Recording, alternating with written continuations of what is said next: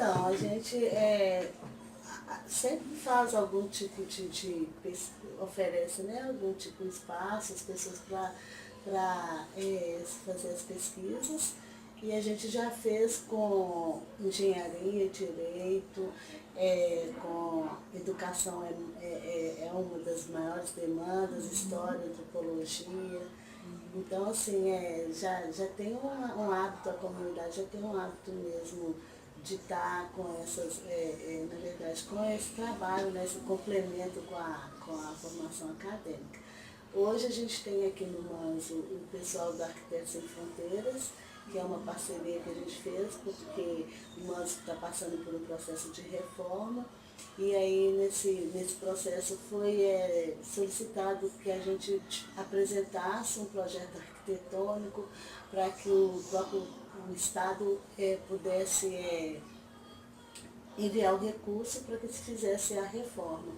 E aí foi até novidade, porque a gente começou a se pensar numa área que a gente nem nunca imaginou que era esse tipo de auxílio, né? Porque a gente sempre projetou as nossas próprias casas, a forma como que a gente se entende e como se forma a família. Então a gente nunca pensou numa questão, assim, no processo de um projeto arquitetônico para se construir uma casa, para se abrigar famílias. E aí, a partir daí, dessa procura nossa, dessa demanda nossa, a gente começou também, aí a própria a arquitetura começou também a acessar o nosso território, a nossa forma mesmo de construir.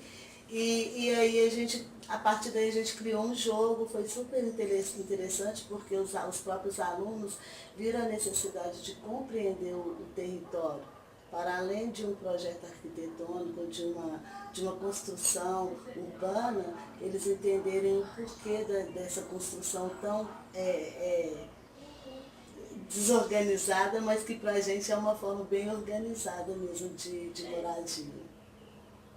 Na verdade, o Manzo, ele foi fundado em 1970, na década de 70 mesmo. Minha mãe, ela veio de Ouro Preto, ela veio de uma área bem,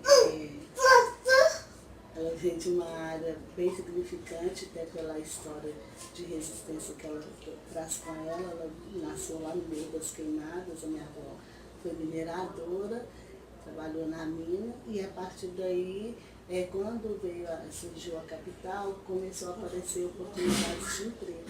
E elas, para além de mineradora, minha avó passava-se roupa e ela engomava roupas. Então, com a chegada com a vinda da guarda, né, da Polícia Militar, do quartel, o primeiro quartel de batalhão aqui em Santa Efigênia, começou a surgir oportunidades para essas pessoas que lavavam e engomavam muito bem por causa das fábricas, né? Então a minha avó trouxe os filhos com uma oportunidade de emprego, e aí ela foi morar no bairro Paraíso, que é aqui próximo. A partir de lá, então, a minha mãe, aos 8 anos de idade, ela começa a ter algum tipo de problema de saúde, vai várias vezes ao médico e tudo, mas não consegue identificar qual era o problema clínico, até que um dia uma pessoa, uma senhora, isso a minha mãe já estava com 12 anos, uma senhora lá no hospital João 23, que é o que a minha mãe conta, orientou a minha avó a levar minha mãe a um centro espírita, porque lá o problema da minha mãe parecia muito com o problema espiritual. Então minha avó pega minha mãe, e a partir daí então começa toda a história na verdade, a história da minha mãe, ela começa a partir dos 12 anos de idade. Quando ela começa a frequentar esse terreiro, ela começa a atender, né, e incorporar no Preto Velho, que é o Pai Benedito. E aí esse Preto Velho começa a fazer alguns tipos de cura, de bendição, de conselhos, e na verdade ele começa a ser um mentor mesmo espiritual, não só para minha mãe, mas também para as pessoas que procuravam. E aí até que um dia um dos patrões da minha mãe vem até esse Preto Velho, e ele consegue fazer ele consegue a cura que ele procurava, e aí para gratificar o preto velho, ele oferece um dinheiro para minha mãe, só que essa entidade da minha mãe não permite que ela receba o dinheiro. E aí ele conversa com esse preto velho e pergunta, o preto velho pega e fala para ele que ele queria uma senzala. Ele queria a senzala dele de volta para ele poder criar o povo dele. Então ele pega e ganha um recurso, um dinheiro para poder dar uma entrada no terreno. E aí a minha mãe vai por conta própria, compra um terreno, muito bom esse terreno, que é no bairro, aqui do bairro São Lucas, mesmo São Lucas, só que ele nega esse lugar e fala com a minha mãe que era um outro lugar que ele queria, e a minha mãe pega o dinheiro de volta e compra esse terreno aqui. Na época, na verdade, esse terreno era um barranco, não era, até hoje ele ainda não é plano, é um buraco, né, mas ele era um barranco, e a minha mãe começa ela mesma a construir a própria casa. E aí ela constrói um cômodo e do lado ela constrói 2 cômodos. Um cômodo é onde a gente vai morar e o outro cômodo é onde seria o terreiro, né, da Umbanda. Aí a partir daí ela começa a se construir a própria família, núcleo familiar dela, né? E aí depois de uns 5 anos morando aqui, ela adoece, e aí a minha avó, como a minha avó era cadastrada na Associação São Vicente de Paula, ela consegue um apoio dessa associação para poder quitar as promissórias que estavam ainda atrasadas. E aí a minha avó vem com um acordo com a minha mãe de morar também aqui nesse território. E aí se começa a construir as famílias, as pessoas começam a crescer, casar e não saem, vão só morando aqui. E aí as casas começam, o mais interessante disso é que as casas começam a ser desocupadas para ser dividida.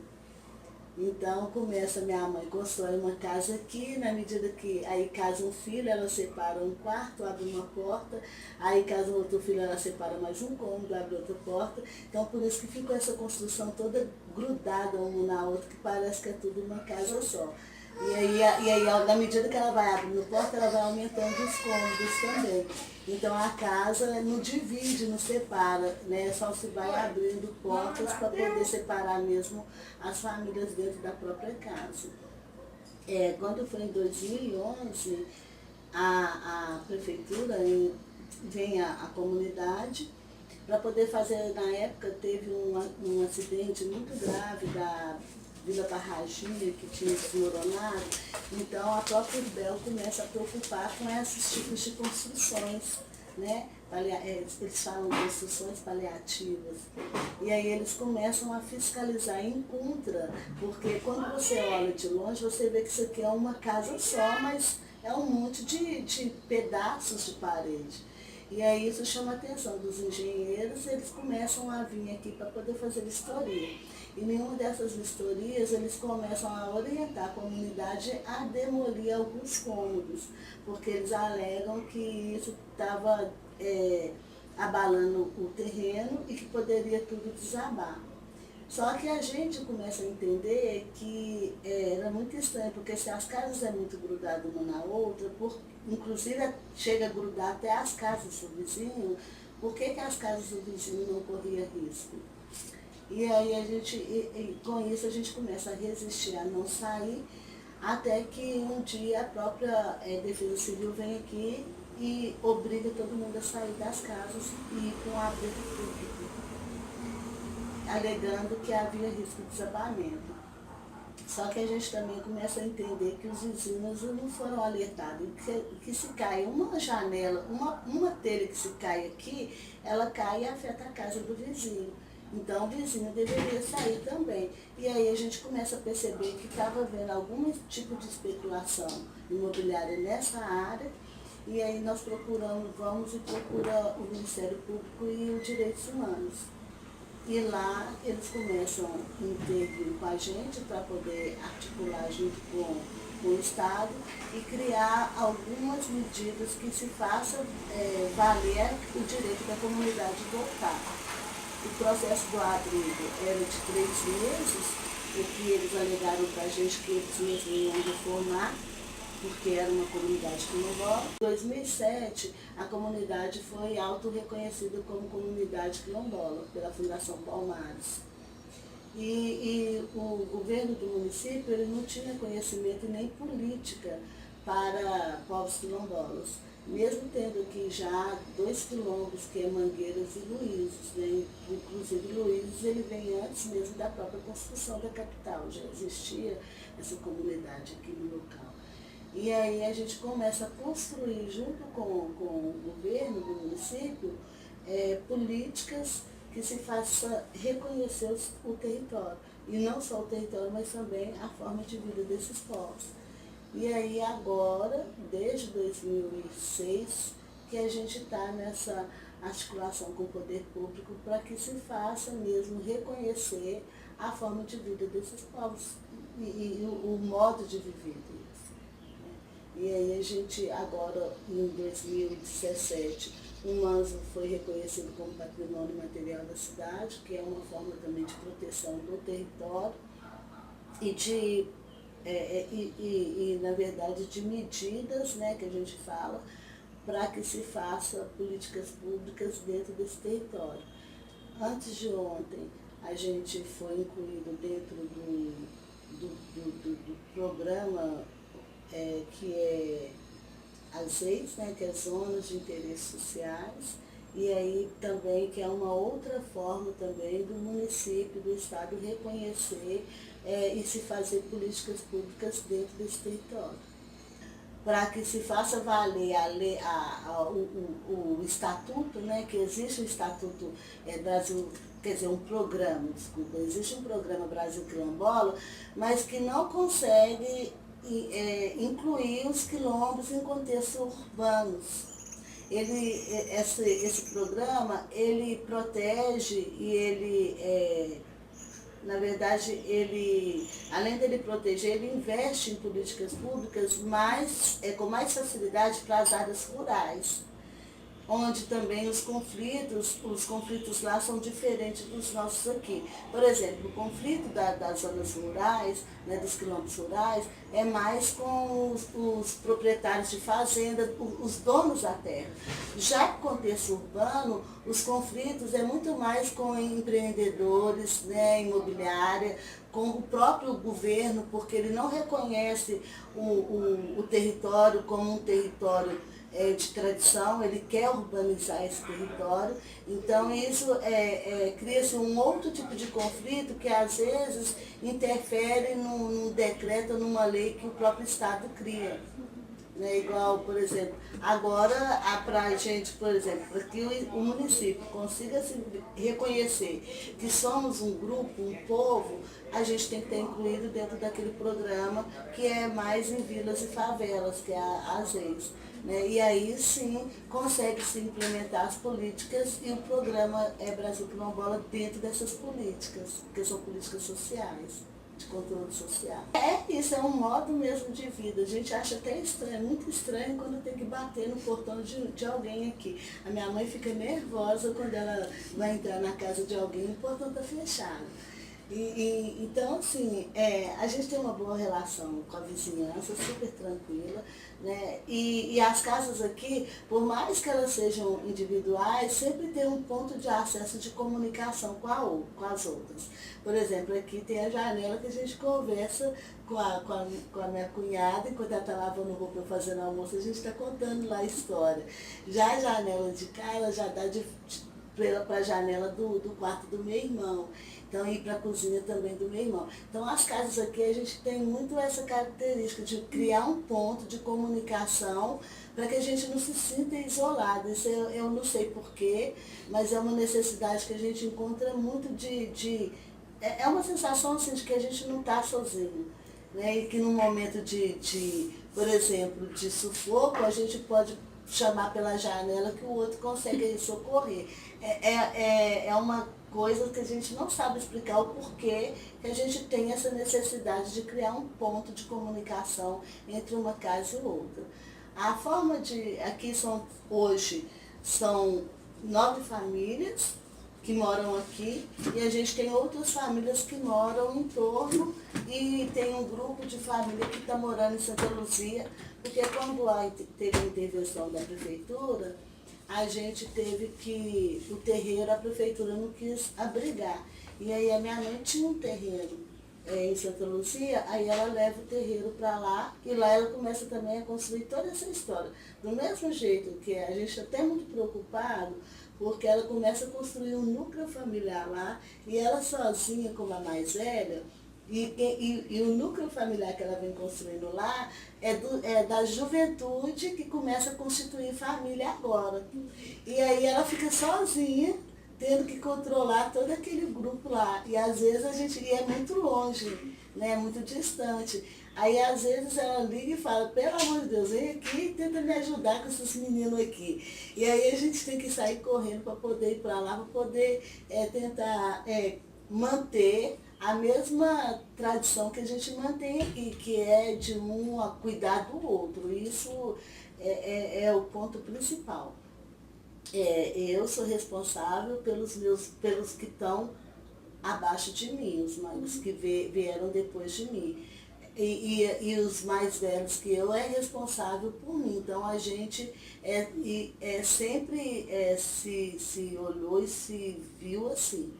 Então os mais novos, a gente que é mais velho, vai ensinando para eles aquilo que a gente aprendeu com os nossos mais velhos. E eles já vão crescendo também ensinando. Por exemplo, eu já não me preocupo muito com os menorzinhos, porque tem uma fase de uma juventude que já está se tornando adulta, então elas agora que é responsável pelos pequenos. Eu sou responsável por eles. Os mais velhos que eu é responsável por mim. E assim a gente tem essa forma de vida, um cuidando do outro, um ensinando para o outro mesmo. A forma mesmo de respeitar, né, a própria vida. Isso é uma... Assim, não é que a gente aprendeu porque eu não lembro de alguém ter me ensinado. É simplesmente uma forma de viver mesmo aqui dentro da comunidade. A gente vai olhando o outro e vai copiando e reproduzindo. A gente tenta o máximo não ficar muito reproduzindo o que a forma da minha mãe ser. Porque essa juventude, ela já tem um olhar mais para os avanços, né? Ela quer ser alguma coisa, a gente não, a gente é. Então ela já começa a se projetar para aquilo que ela quer. E a gente não, a gente quer o hoje. E essa juventude, ela quer o amanhã. E isso às vezes confunde, perturba demais a nossa cabeça por essa pressa, assim, é uma pressa que eles têm. E ao mesmo tempo uma lentidão. Eles têm uma pressa de ir aos desejos deles e tem uma lentidão de ser o que eles são hoje. Né? Então a gente isso cria muito conflito entre a fase mais velha com a fase mais jovem. Porque eles, por exemplo, eles não querem, a maioria deles seguem a religião, mas não quer seguir os ensinamentos da religião. Eles querem frequentar a religião, mas, por exemplo, vamos supor que hoje tem uma festa no terreiro, mas tem um DJ aí no baile funk. E aí é um conflito, porque a minha mãe tem que entrar no meio. E ela que determina, não, vocês vão para o terreiro.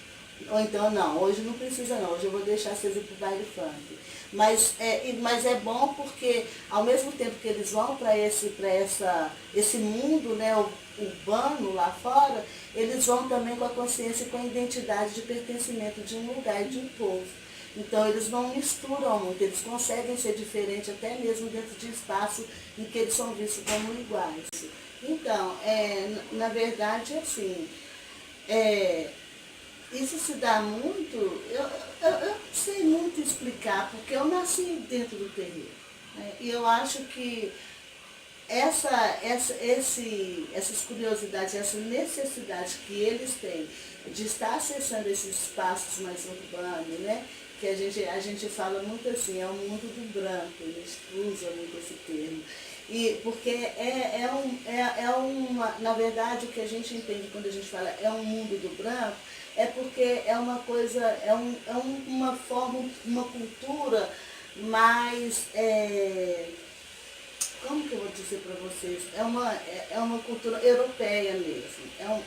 O Brasil é muito copiado nisso, né? A educação é um padrão europeu.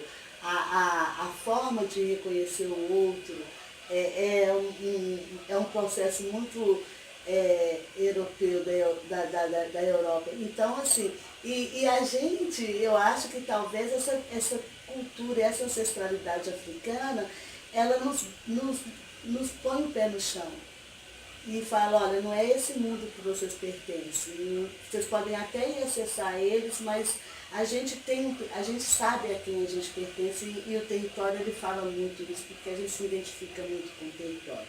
Por exemplo, esse universo é apresentado para eles dentro da educação, porque eles começam a viver com pessoas de culturas diferentes. E aí eles começam a ter curiosidade, a juventude é curiosa, ela quer, e principalmente a juventude negra, além dela ser curiosa, ela é desafiadora. Então ela quer ir nesses espaços, mesmo que diga, olha, não é permitido para vocês. Ela cria mecanismos de acessar esses espaços. Tanto é que a gente vê a juventude negra espalhada em todos os lugares da cidade. E eu acho que a educação ela contribui muito com isso, para mostrar esse outro universo. Né?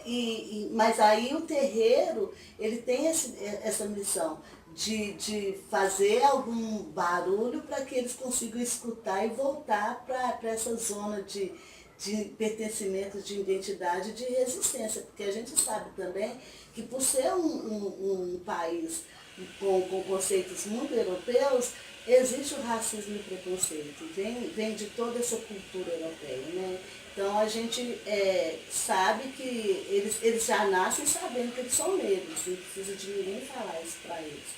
E eles começam a identificar também e se fortalecer na própria identidade e até para poder conseguir resistir lá fora, por causa do que a gente mantém aqui, que é essas tradições, né? O respeito aos mais velhos. Aí eles saem lá fora, por exemplo, eles dizerem que os mais velhos não têm respeito algum, são jogados dentro de asilo, enquanto aqui são referências de aprendizado.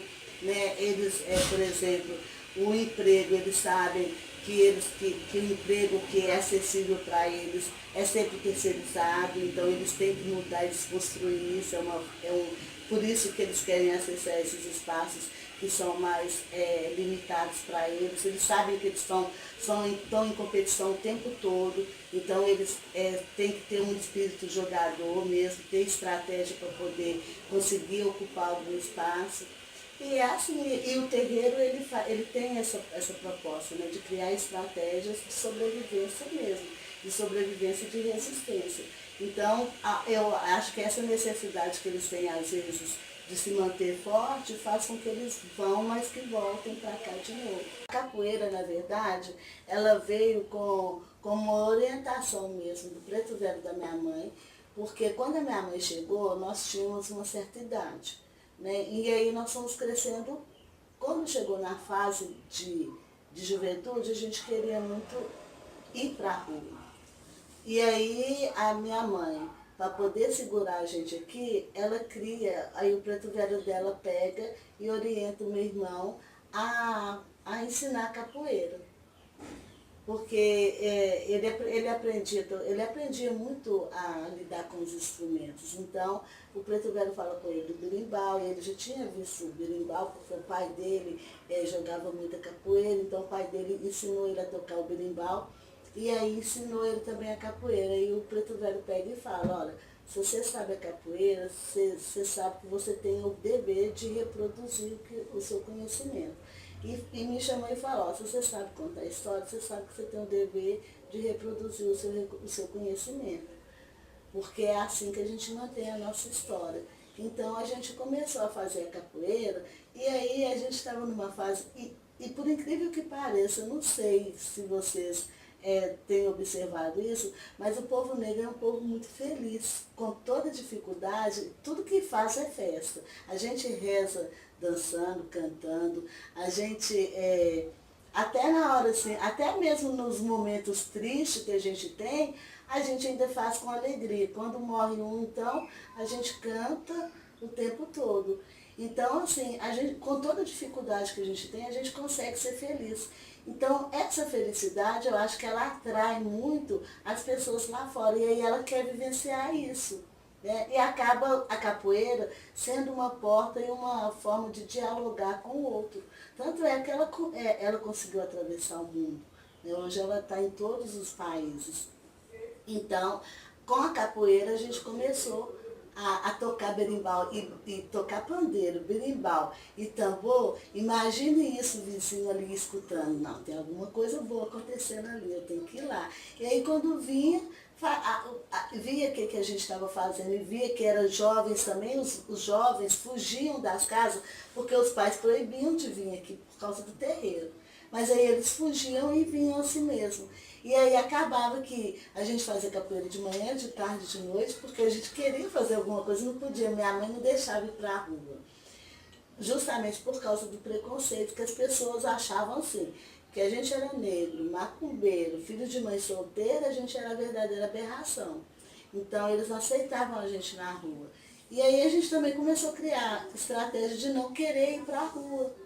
E criamos, não tinha televisão, não tinha computador, não tinha WhatsApp, nem nada disso, tinha o berimbau, tinha os instrumentos do terreiro aqui. Então a gente começou a fazer essas oficinas e as pessoas lá fora começaram a interessar por causa do barulho.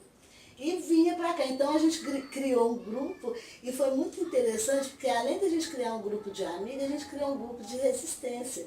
E porque esses amigos começaram a levar as informações da vivência que tinha aqui. Não, mas só tem que ir lá, só tem que ir lá na Danfigena, porque lá a gente toca tabaco, a gente toca pandeiro, a gente toca berimbau, lá eles dançam. Aí, e as mães falam assim, não, a dança é de macumba, é coisa do capeta. Não, mãe, né? Não. E aí os meninos começaram também a reproduzir o que aprendiam aqui. Então, com isso, a gente começou a quebrar um pouco o preconceito dentro da comunidade em torno dela. E assim a gente, como deu certo, a gente falou, vamos fazer dar certo. E um dia a gente começou a querer atrair as mulheres para cá, porque a gente via que estava tendo muita violência doméstica aqui em volta e tal.